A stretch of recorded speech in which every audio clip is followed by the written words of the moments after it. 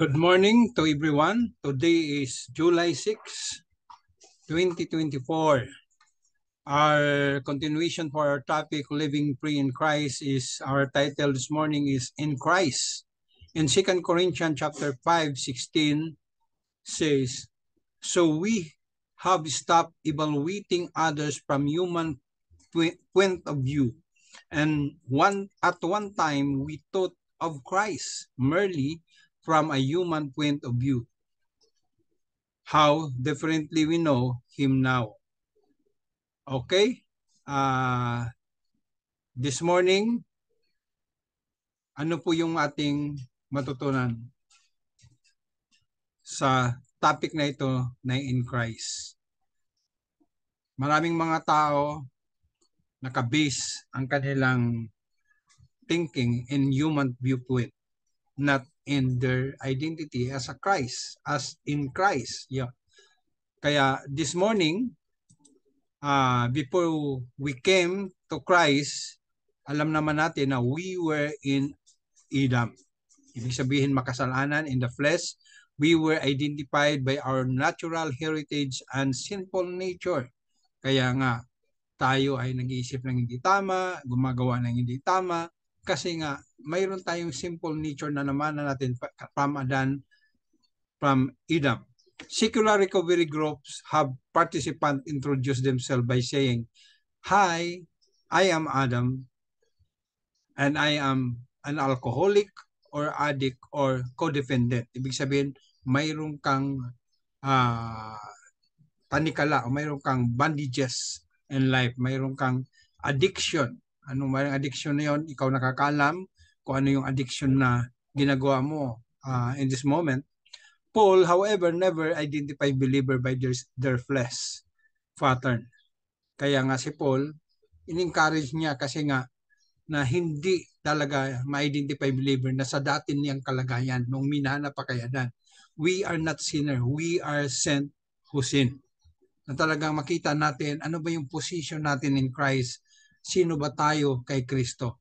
Kaya sa umagang ito, yung pag sinabi nating Pauline theology, ibig sabihin ito yung mga hintil o mga Gentiles na na-develop yung kanilang belief through doctrine.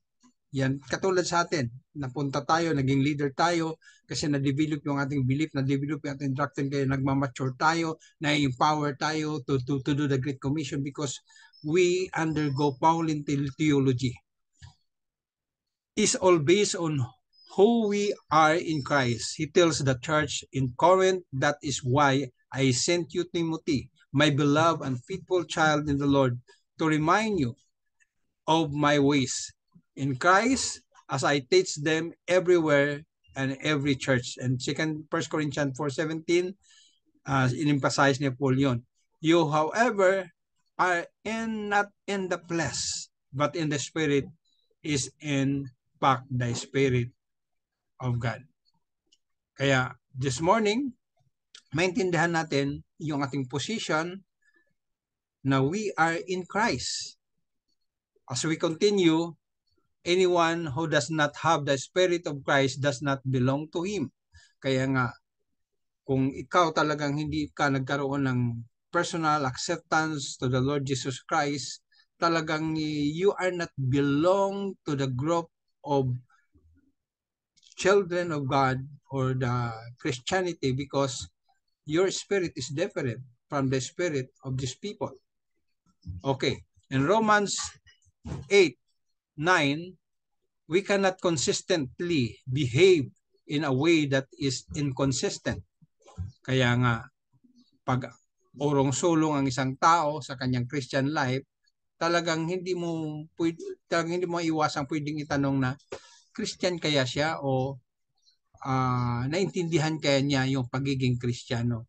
In what we believe about ourselves, what do sinners, alcoholic, and addict do sin?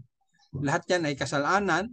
What we does not, yung ating ginagawa din, mga addiction din yan. Yung mga ating mga, alam mo ba yung mga ginagawa mong lihim, mga ginagawa natin na hindi tama in the sight of the Lord is kind of addiction, kind of alcoholic, kind of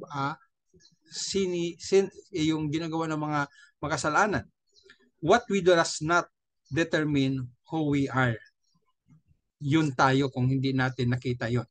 Who we are is what we determine what we do. Yun natin ginagawa because we are in Christ. So who are we? O kung sino tayo ngayon? Beloved, we are God's children. Yan ang ating identity, na tayo mga anak ng Diyos. And everyone who does hope in Him purify himself as He pure. Sabi nga, as He pure, according to the book of John, chapter 3, 2-3. Ang ating response this morning ay sa mga verse na magbibigay sa atin ng encouragement. And 2 Corinthians 5:17, ito yung aking memory verse. Therefore, if anyone in Christ is a new creation, the old has passed away, behold, the new has come. And Romans 8:1, there is therefore no condemnation for those who are in Christ Jesus. And then John 1:12, but to all who believe, to all who did receive Him, who believe in His name, He gave the right to become a children of God. And Galatians 2:20, I have been crucified with Christ. It is no longer I who live, but Christ who lives in me.